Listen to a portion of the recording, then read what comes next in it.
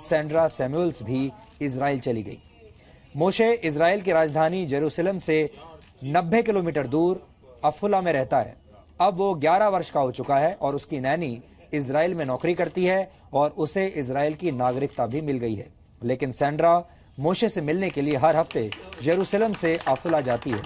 मोशे अब 11 साल का हो चुका है और आज वो प्रधानमंत्री नरेंद्र मोदी से भी मिला। हमारे संवाददाता राहुल सिन्हा ने आज मोशे और उसकी नैनी से बातचीत की।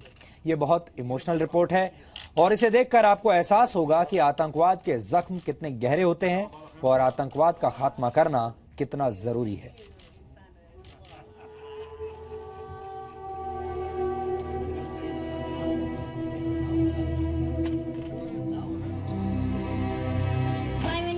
इंडिया मिस्टर नरेंद्र मोदी, नमस्ते तुझे प्रधान मंत्री हिंदुस्तान, आपका स्वागत है हमारे देश में। Welcome to Israel, our holy land, to holy city of Jerusalem. My name is Moshe Yonsberg, the son of rabbi Gabi and रिफ्की योन्सबर्ग। ये प्रधानमंत्री नरेंद्र मोदी के इजराइल दौरे की सबसे भावुक कर देने वाली तस्वीर है, क्योंकि मोशे वो बच्चा है जिसने 26/11 के मुंबई हमले में अपने माता पिता को खो दिया था। उस वक्त मोशे महज 2 साल का था, आज वो 11 साल का हो गया है।